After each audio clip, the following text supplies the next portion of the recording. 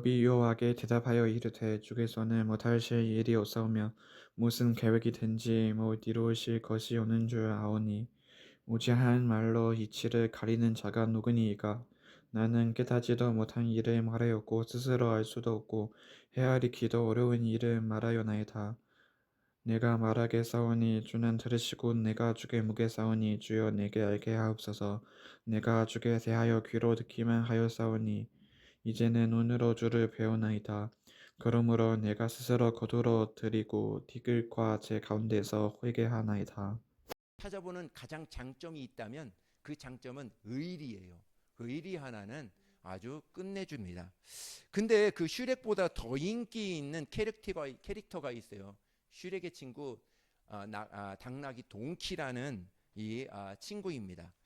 슈렉이 피오나 공주를 구하기 위해서 당나귀 동키와 슈렉이 같이 이렇게 떠나게 됩니다. 슈렉 뒤에 따라오면서 귀찮은 장면이 많이 나옵니다.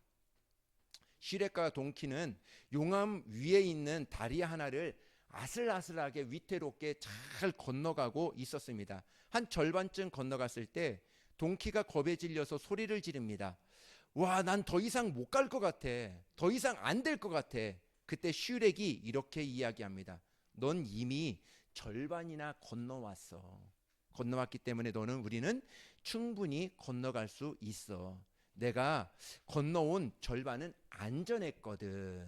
이렇게 이야기를 합니다. 그리고 나서 그 이야기를 듣고 이 동키는 뒤를 보니까 진짜 절반을 안전하게 건너왔어요.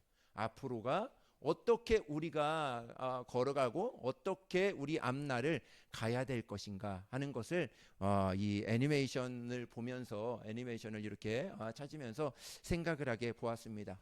우리 인생은 아직까지 길게 남아 있는 분들이 계실 것이고 아니면 절반을 넘어간 분들이 계실 것이고 천차만별이죠. 그러나 하나님께서 우리의 뒤를 돌아보게 만드시면 과연 무엇이 나올까? 저는 그렇습니다. 은혜가 아닐까 이렇게 보게 되었습니다. 정말 많은 힘든 점이 있었고 많은 어려운 점들이 있었지만 그러한 힘든 점과 어려운 점들 가운데서 우리 주님 함께 하시니까 그 힘듦이 그 당시에는 굉장히 힘들었어요. 그 당시에는 정말 마음이 가라앉는 것처럼 많이 힘들었습니다. 그런데 뒤를 이렇게 돌아보니까 그것 또한 하나님의 은혜였다. 정말 그렇게 힘든 과정에서도 나를 이제까지 인도하신 하나님, 이제까지 나를 함께 하신 하나님, 우리 가정, 우리 자녀들, 우리 모든 삶에 있어서 함께 나를 인도해 주셨던 하나님을 다시 한번 기억하게 되더라 하는 것이죠. 그것이 어떻게 보면 우리가 이제 한 해가 시작되어서 조금 있어 봄이 되면 이제 씨를 뿌리고 가을이 되면 열매를 따는 것처럼 우리가 우리 인생에 있어서 과연 내가 무엇을 뿌리며 하나님 앞에 무엇을 뿌리며 하나님께 나아갈까? 그 열매는 우리가 우리 인생에 있어서 그 열매를 풍성한 열매를 따먹을 수 있는 사람이 있을 것이고 아니면 그렇지 못할 사람이 있다 하고 성경은 이야기하고 있습니다. 하나님은 좋으신 하나님이세요. 할렐루야. 하나님은 우리에게 복 주시기를 안단하신 분이세요. 정말 두 손에 가득 하나님의 복을 가득 가지고 우리를 오늘도 기다리고 계신 분이 바로 우리 하나님이세요. 우리는 다만 하나님의 은혜를 뭐 하면 된다? 정말 간절함으로 우리 하나님께 나아가면 된다. 하나님, 내가 오늘 우리 주님 만나러 이 시간 나왔습니다. 이 시간 우리 주님을 만나길 원합니다. 하고 그런 마음만 가지고 나오면 하나님은 저와 여러분 가운데 큰 은혜를 베풀어 주신다 하는 것이죠. 지난주에는 간절한 매달림이라는 말씀으로 첫 번째 말씀을 드렸습니다. 오늘 두 번째 말씀인데요.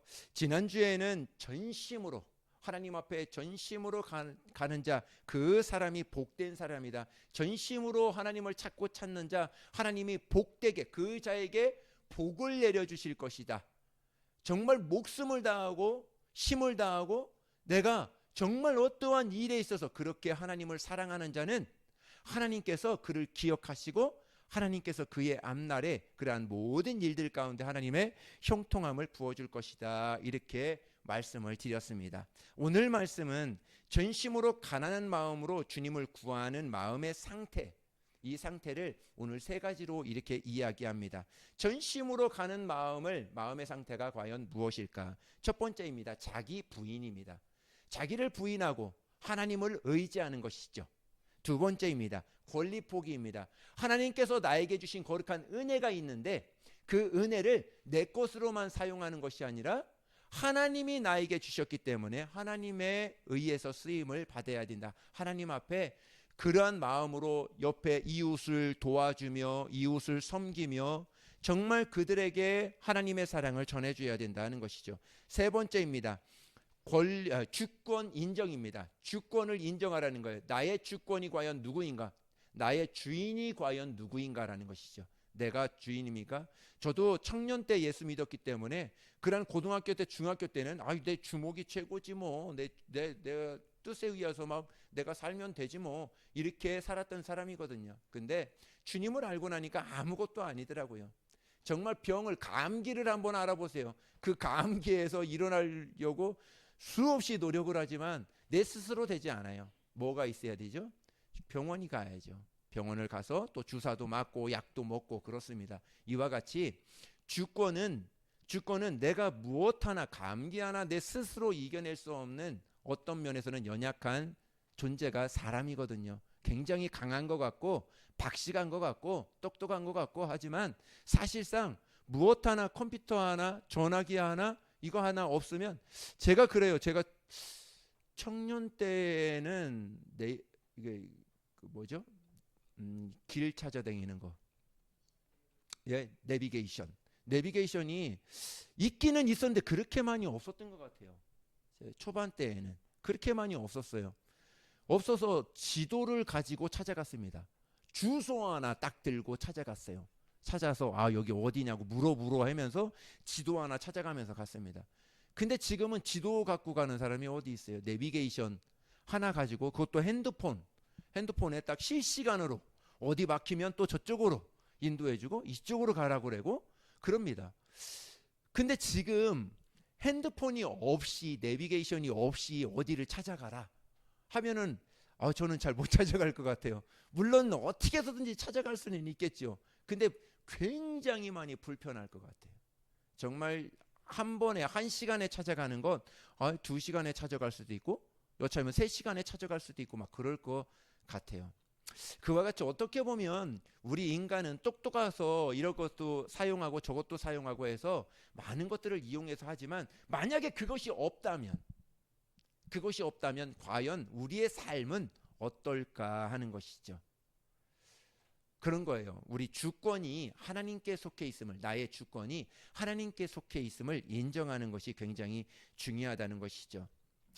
오늘 은혜 받는 것 굉장히 중요합니다.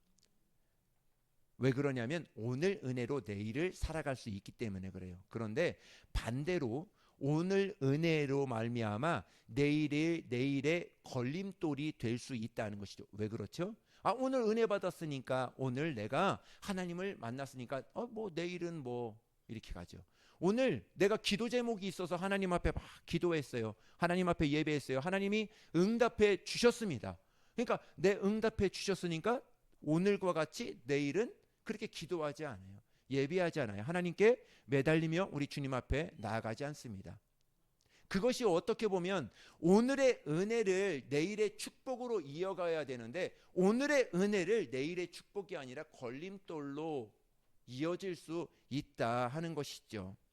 여기서 성경에 보면 사울 왕이라는 사람이 있어요. 사울 왕이 그런 거예요. 사울 왕은 제일 처음에는 아주 하나님 앞에 순종하며 정말 하나님 앞에 잘 인도받았던 최고의 왕이 사울 왕이었어요. 그런데 그가 이제 전쟁에 승리하다 보니까 어깨에 힘이 들어간 거예요. 그러다 보니까 마지막에 어떠냐면 자기의 기념비를 세워요. 자기가 모든 전쟁의 승리는 자기를 통해서 이루어졌다 해서 자기의 기념비를 세우고 하나님을 멀리하기 시작합니다. 그때부터 하나님은 그를 멀리하게 되는 것이죠. 그런 거예요. 오늘의 그러한 하나님의 축복을 내일로 그 다음으로 다음 날로 이어보낼 수 있는 거룩한 은혜가 무엇일까? 오늘 주제가 그런 것 같아요. 간절한 매달림이 끝까지 우리 주님 나와 함께 하실 때까지, 우리 주님 오실 때까지 끝까지 내가 그것을 부여잡고 가야 된다. 처음에는 잘 성장했어요. 그러나 막판에 가서 그것을 쏟는 사람들이 많이 있습니다. 그런데 우리는 혹시 정말 우리가 조금은 늦게 출발해도 괜찮습니다. 넘어져도 괜찮습니다. 무릎팍이 깨져서 막 이렇게 해도 괜찮습니다. 그러나 중요한 것은 뭐라고요? 끝까지, 끝까지 가는 것이 굉장히 중요합니다. 여러분 어디를 다니고 있습니까? 회사를 다니고 있습니까? 아니면은 사업을 하고 있습니까? 아니면은 무엇을 하고 계십니까? 그것 또한 정말 내가 하나님께서 나에게 주신 하나님의 축복이라면 끝까지 하나님 앞에 기도하며 정말 지혜와 은혜를 달라고 한번 기도해 보십시오. 하나님의 은혜가 부어질 줄을 믿습니다. 반면에 신약의 사울이라고 하는 바울이 이렇게 이야기를 하게 됩니다. 빌립보서 3장 12절 14절입니다. 우리 같이 읽도록 하시겠습니다. 시작. 내가 이미 얻었다 함도 아니요 온전히 이루었다 함도 아니라 오직 내가 그리스도 예수께 잡힌 바 된 그것을 잡으려고 달려가노라. 형제들아, 나는 아직 내가 잡은 줄로 여기지 아니하고 오직 한 일, 즉 뒤에 있는 것은 잊어버리고 앞에 있는 것을 잡으려고 표대를 향하여 그리스도 예수 안에서 하나님이 위에서 부르신 부름의 상을 위하여 달려가노라. 아멘. 많은 것을 잃고도 많은 것을 얻고도 많은 것을 가지고도 영적 허기짐을 하나님을 바라보고 그리스도 예수 안에서 하나님의 부름의 상을 바라보고 끝없이 달려간다 하고 바울은 이렇게 이야기하고 있습니다. 그것이 바울만의 이야기일까요? 오늘 저와 여러분들의 이야기일 수 있습니다. 정말 우리 인생의 반은 왔어요. 정말 그 반을 과연 어떻게 우리 인생을 달려갈까? 하나님의 부름의 상을 위해서, 하나님이 나를 위해서 축복해주고 오늘도 축복해주고 내일도 축복해줄 수 있는 그 축복을 바라보면서 하나님 앞에 나아가는 자, 그 자가 복이 있다 오늘 말씀하고 있는 것이죠. 여러분, 믿음의 사람은요, 오늘 내가 이루었던 이루지 못했던 오늘이라는 이날 주님께 간절히 매달리는 자가, 간절히 우리 주님을 의지하는 자가 참된 복이 있다, 이렇게 이야기를 합니다. 오늘 이 시대의 약점은 배고픔을 모르는 세대예요. 우리 부모 세대와 또 윗세대의 배고픔은 배고픈 것을 무엇인지를 알고 있어요. 그래서 가끔씩 아빠가 어렸을 때 참 배고팠어 이렇게 아이들에게 이야기하잖아요. 그러면 아이들은 아빠 뭘 배고파요? 그때 라면 끓여 먹으면 되지, 이렇게 이야기를 합니다. 그러니까 배고픈 것을 전혀 이해하지를 못합니다. 여러분, 육체의 포만감이 영적인 허기짐을 삼켜버릴 수 있다는 거예요. 내 육체가 부요하니까 영적인 그러한 허기짐 또한 잊어버릴 수 있다 하는 것이죠. 우리 아이들 세대만의 이야기는 아닌 것 같습니다. 절박한 사정을 눈앞에 두고 있을 때 우리 기도는 간절해야 된다는 것이죠. 그런데 그 문제가 해결된 다음에 간절히 기도하는 사람을 찾기가 참 힘들다 하는 것이죠. 제가 지금도 청년 때에도 청년들을 인도하면서 MT도 가고 또 여러 가지 이렇게 행사도 갖고 그럽니다. 그때 그것을 갖기 위해서 한 달 전부터 끊임없이 두 손 모아서 계속 기도하며 그럽니다. 그런데에도 끝나고 난 다음에도 저는 정말 하나님 앞에 하나님 감사합니다 하고 1시간씩 기도했던 그런 것들이 생각이 납니다. 그런 것 같아요. 하나님이 주셨다 하는 것만 하나님 앞에 감사한 것이 아니라 하나님이 나에게 은혜를 베풀어 주신 은혜에 더욱더 감사하는 사람, 그 사람이 복된 사람이 아닌가 이렇게 보게 됩니다. 왜 심령이 가난한 자가 복이 있는 자일까 이해가 된다는 것이죠. 가졌을 때나 잃어버렸을 때나 오늘 본문에 말씀드린 것처럼 욥의 간절함이 언제나 우리에게는 축복이 된다 하는 것이죠. 받은 은혜 감사가 어찌 귀하지 않겠습니까? 그러나 받은 은혜 헤아리다가 내일에 대한 도전과 갈망을 멈추어진다면 그 은혜는 값싸고 값싼 하나님의 은혜로 전락되어질 수 있지 않을까 보게 됩니다. 성경에 라오디게아 교회라고 있습니다. 그 교회는 굉장히 하나님께서 축복해 줬고 큰 축복을 받은 교회가 이 라오디게아의 교회였어요. 그래서 굉장히 뜨거웠습니다. 남다른 헌신과 열심도 있었어요. 그런데 교회에 대한 박해가 사라지니까, 박해가 있을 때는 박해를 정말 이겨내기 위해서 성도들이 계속 기도하고 찬송하고 예배하고 갔습니다. 그런데 박해가 끝나고 모든 사람들이 교회에 오고 하나님을 찬양하고 그러니까 그 뜨거움과 간절함을 잊어버리고 차갑지도 않고 뜨겁지도 않은 미지근한 그러한 신앙으로 교회로 전락되어져 버렸다는 것이죠. 오늘 이 시대가 바로 그런 것 같습니다. 오늘 이 시대가 무엇 하나 하나님 앞에 간절함으로 나아가는 것을 잊어버리지 않았나. 내가 예배를 드리는데 예배를 드림으로 인해서 내가 얻고, 예배를 드림으로 인해서 내가 무엇을 찾고 무엇을 얻었는가 하는 것을 얻는 것이 아니라, 내가 예배를 드림으로 인해서 내 삶이, 내 자녀가, 내가 하는 모든 일이 형통한가, 그것만 찾고 있다는 것이죠. 물론 그것도 굉장히 중요합니다. 그런데 성경의 하나님의 말씀의 본질은 그런 것이죠. 하나님 앞에 내가 더욱더 간절함으로 하나님 앞에 찾아갈 수 있는 그러한 하나님의 은혜를, 그러한 마음을 하나님께서는 원하시지 않을까 하는 것이죠.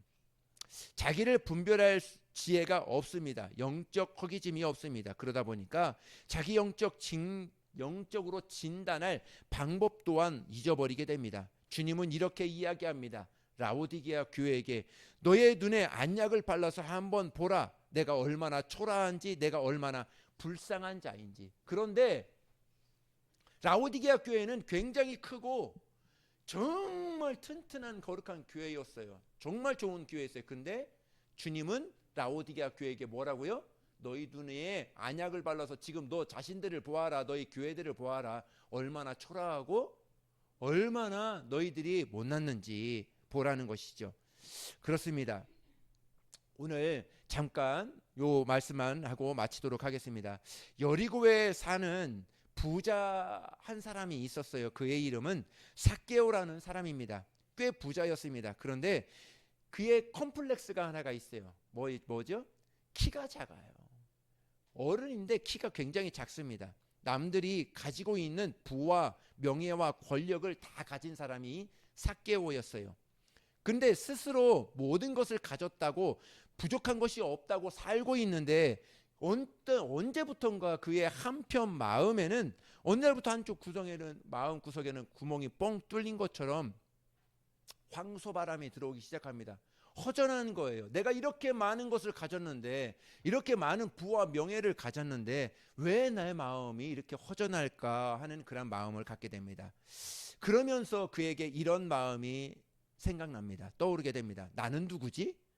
내가 무엇을 위해서 지금 살고 있지? 내 인생의 본질이 과연 무엇이지? 가진 것으로 해결하려고 하고 정말 있는 것으로 해결하려고 했지만은 이 삭개오는 굉장히 답답함을 느끼게 됩니다. 하루는 예수라는 사람이 자기 마을로 지나간다는 말을 듣게 됩니다. 어떤 한 줄기 소망이 그에게는 일어났습니다. 아, 그렇지. 예수님이 계셨지. 내가 만나보지는 못하고 그 사람이 누군지는 모르지만 내가 사람을 건너 내가 들었는데, 아, 그 사람 만나면 병도 고치더라. 그 사람 만나면 정말 하나님의 평화가, 하나님께서 베풀어 주시는 거룩한 은혜가 있더라 하는 것을 건너 들었기 때문에 삭개오는 이 예수님을 만나고 싶었습니다. 그것이, 그 마음에서 일어나는 것이 바로 은혜의 시작이 아닐까 이렇게 보게 되었습니다. 그런데 마음을 따라서 예수님을 지나가신다는 거리로 달려가기 시작합니다. 그런데 사람들이 너무 많아서 주님의 얼굴조차 볼 수 없습니다. 삭개오의 단점은 뭐라고요? 컴플렉스는 키가 작아요. 사람들이 그렇게 예수님을 따라다니고 했기 때문에 키가 작은 사람이 뒤에서 예수님을 볼 수 있을까요? 볼 수 없지요. 그래서 삭개오가 생각했습니다. 주님이 요 길로 지나가실 텐데, 아, 조기에 나무가 하나가 있네?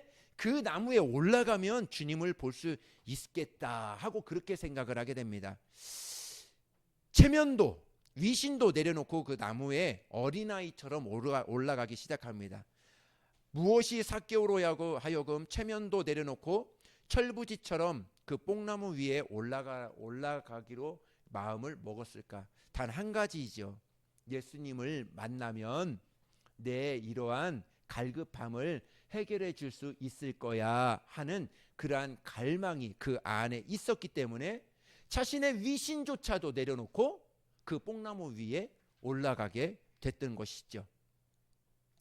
은혜의 시작은 배고픔입니다. 제가 이스라엘에 갔을 때 삭개오가 올라갔던 그 뽕나무가 이것이다 하고 가이드가 설명을 한번 해주더라고요. 이 사진입니다. 예. 이 사진인데 어떻게 이 사진이 아무리 보아도 이 뽕나무라고 그랬는데 돌 감람나무입니다. 근데 이제 아무리 보아도 2000년은 되지 않았던 것 같아요. 여기에 가이드가 그러니까 삭개오가 어디 가지에 올라갔을까 이렇게 한번 보게 되고 주님이 요 앞으로 지나가셨겠구나 하는 그러한 생각을 여기에서 잠깐 묵상을 한번 했던 것이 이렇게 생각을 하게 되었습니다. 토미 텐이라는 유명한 목사님이 계세요. 이분이 이렇게 이야기합니다. 예수님이 그날 우연히 그 시간에 그곳을 지나가셨을까 이렇게 반문을 하게 됩니다. 예수님이 그날 그곳에 지나갈 계획을 언제쯤 하셨을까? 삭개오가 태어나기도 전에, 삭개오가 정말 그 나무에 오르기도 전에, 예수님에 대한 소문도 듣기 전에 하나님은 삭개오가 이곳에 지나갈 거다, 이곳에서 만날 거다 하고 그렇게 계획하고 계셨다 하는 것을 토미 테니가 그 책을 통해서 이야기를 하게 됩니다. 그렇다고 한다면 이 뽕나무가 우연히 이곳에 자랐을까 하는 것이죠. 삭개오가 오를 것을 아신 주님은 삭개오가 태어나기도 전에 삭개오가 지나갈 것이라는 것을 알고 이곳에 뽕나무 씨앗을 심겨두고 병충을 입지 않도록, 정말 벌레가 먹지 않도록 적당히 비도 내려주고 적당한 크기로, 정말 낙타 발에 밟지도 않고 정말 배고픈 말에 먹이가 되지 않도록 지키시고 보호하시고 하셨던 것이 바로 하나님이 아니셨을까 하고 이 토미 테니는 이야기를 하게 됩니다. 천사들이 물었습니다. 주님, 하찮은 이 뽕나무를 왜 그렇게 정성껏 가꾸십니까? 내가 옆에서 주님을 보니까 내가 주님 시켜서 말이 밟지 않도록, 먹지 않도록 비도 주고 하는데 내가 전혀 이해를 하지 못하겠어요 하고 천사가 이 주님한테 이야기합니다. 왜 그렇게 지극정성으로 가꾸세요 합니다. 천사가 물었을 것입니다. 이렇게 물었을 것입니다. 주님은 망설이지 않고 이렇게 대답합니다. 그럴 만한 이유가 있어. 내 친구, 이제 너희가 잠시 후면 알 건데 내 친구 삭개오가 이곳을 지나가고 이곳에 올라가기 위해서 내가 이것을 심은 거야 하고 이렇게 천사에게 이야기를 해줬다고 합니다. 여러분, 예수님이 세상에 오신 것은 우연이 아닙니다. 성경에 몇천 년을 통해서 계속 말씀하고 있는데 창세 전부터 예수님은 이 땅에 우리를 구원하기 위해서 계획하셨고 예수님은 이 땅에 그것을 통해서 오신 분이 바로 우리 예수님이시죠. 오늘 쌍용공원 뒤에 자그맣게 4층에 우리 믿음 소망 사랑의 교회가 세워져 있습니다. 우리는 다만, 저도 그래요. 저도 신방동에 교회가 있었지만 또 이곳에 왔습니다. 우연히 이곳을 찾아서 이곳에서 목회를 할까? 가만히 오늘 말씀을 준비하면서 생각해 보았습니다. 아닐 것 같아. 예수님이 분명히 하나님께서 이곳에 나를 보내주시고 이곳을 통해서 목회를 할 수 있도록 예수님은 내가 생각지도 못하고 내가 정말 기억지도 못했을 때 그것을 계획하시고 준비하시고 했던 것이 아닐까 한번 생각해 보았습니다. 저와 여러분을 위해서 창세전부터 계획하고 준비하신 이 뽕나무, 우리 교회죠. 우리 교회를 통해서 예수님을 한번 만나보았으면 좋겠습니다. 예수님은 참 좋으신 분이세요. 예수님은 여러분들을 어디 곳에서 어느 곳에서 무엇을 하시든지 도와주시길 원하시며 함께 하시길 원하시며 범죄가 아니고 또 정말 나의 잘못이 아니라면 정말 그것을 통해서 하나님이 기뻐하시는 귀한 자녀로 여러분들을 보호하시고 가꾸시고 아름다운 열매를 맺게끔 여러분들을 인도해 주시지 않을까 이렇게 생각을 해보게 되었습니다. 같은 동네에 살고 있던 다른 친구가 있었어요. 이 친구 역시 삭개오가 살던 여리고성에 살고 있었거든요. 삭개오는 부자였다고 그랬죠. 명예, 권력, 돈 다 갖고 있었습니다. 근데 이 친구는 이 삭개오와 정반대의 삶을 살고 있었습니다. 부유했던 삭개오와 전혀 다르게 찢어지게 가난하고 명예, 권력 가진 것 아무것도 없습니다. 가진 것이라고는 낡은 외투 하나가 전부였어요.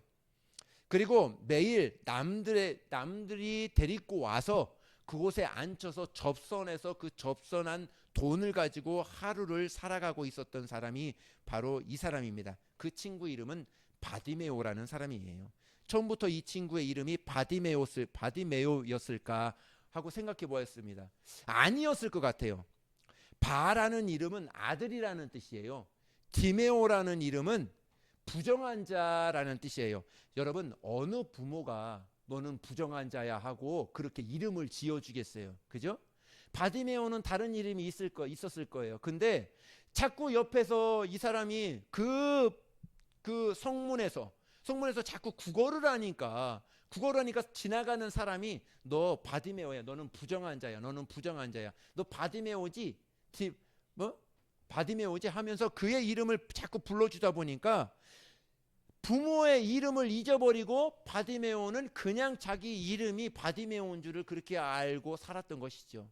그리고 모든 사람이 그의 진짜 이름을 잊어버리고 자꾸 바디메오 부르니까 그의 이름이 바디메오인 줄 알고 진짜 그 이름을 부르게 되었던 것이죠.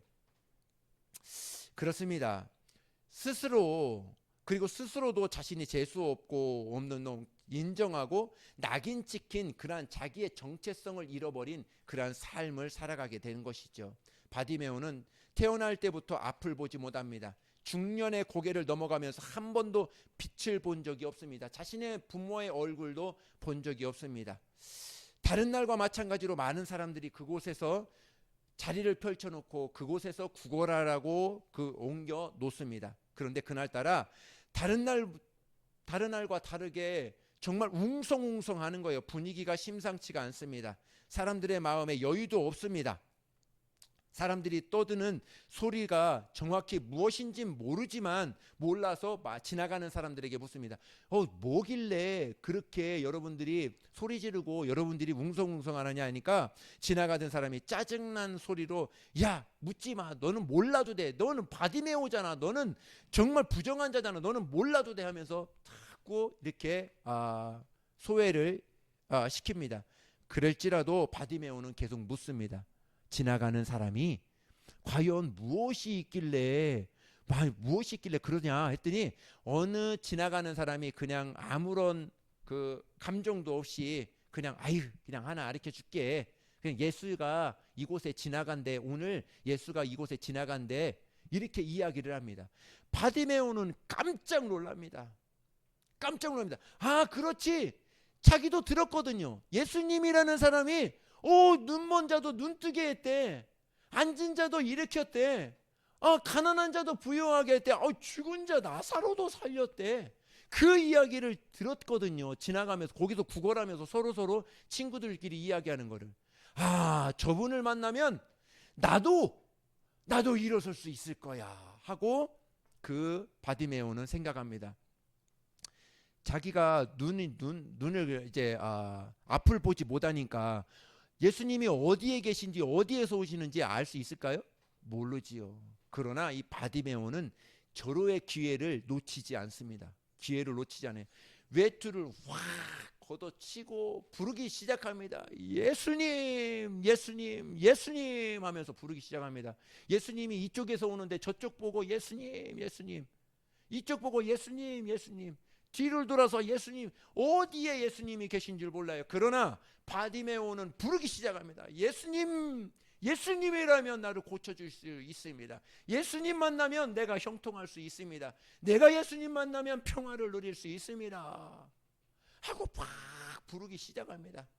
지나가던 예수님이 그 소리를 들어요. 듣고 그에게 바디메오에게 갑니다. 바디메오야, 내가 너에게 무엇을 해주길 원하니? 물으니까 바디메오가 한 가지를 구합니다. 예수님, 저 보기를 원해요. 저 한 가지 소원이 있는데 보기를 원해요. 예수님이 바디메오를 축복해 줍니다. 바디메오가 눈을 떠요. 보기 시작합니다. 한 번도 햇빛 보지 못하던 깜깜한, 여러분 눈 한번 감아보세요. 해리야 깜깜하지? 해리가 눈 감았어. 깜깜하죠. 근데 바디메오가 눈을 딱 뜨니까 우와, 세상이 이렇게 아름다워. 야, 이렇게 처음 보는 거예요. 얼마나 좋았겠습니까? 덩실덩실 춤을 추면서 예수님께 감사하고 예수님을 뒤로 따라다니면서 예수님이 나를 고쳐주셨어, 예수님이 나를 눈뜨게 해주셨어, 이분이 나를 구원해 주셨어 하고 확 따라다니지 않았을까 생각을 하게 됩니다. 그렇습니다. 여러분, 간절한 매달림은요, 바로 이러한 하나님의 역사를 불러냅니다. 저번에도 마지막으로 결론을 내립니다. 제가 중국에 있을 때에도 많은 이적들이 참 많이 일어났어요. 정말 예수님이 저 내지에 들어가면 동물과 같이 살아요. 같이 살고 너무나 지저분해요. 거기서 같이 말씀도 전하고 막 그럽니다. 전했을 때 막 찬양도 막 엄청나게 열심히 찬양하고 하나님을 간절함으로 자꾸 찾습니다. 그럴 때 그 사람들에게 손 얹고 기도하잖아요. 그러면 일어나요. 안 일어나서 들고 업고 왔다니까요. 업고 왔는데 그 사람이 벌떡 일어나요. 눈이 안 보여.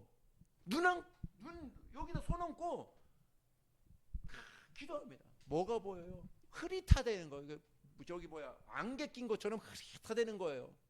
그러냐? 다시 한번 기도해 줍니다. 보인다는 거예요.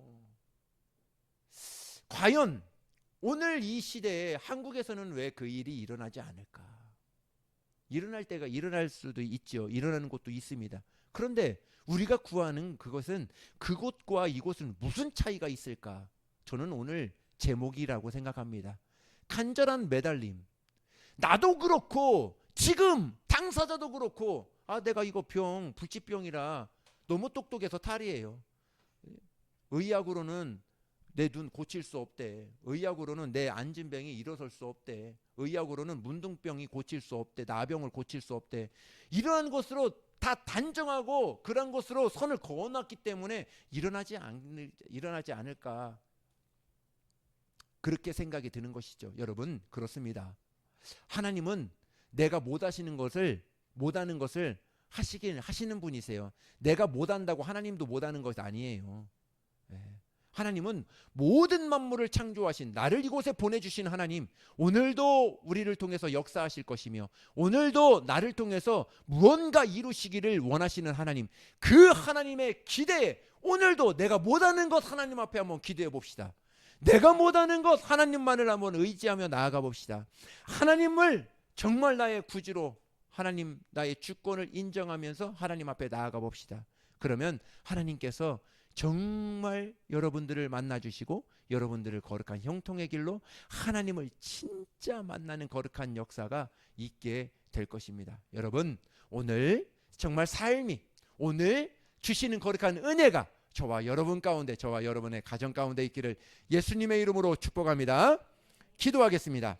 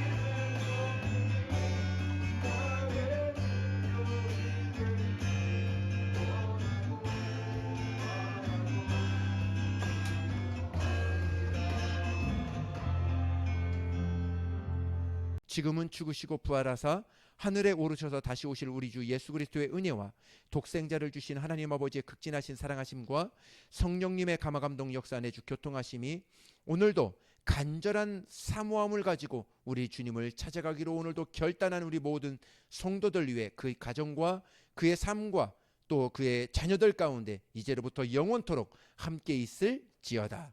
아멘.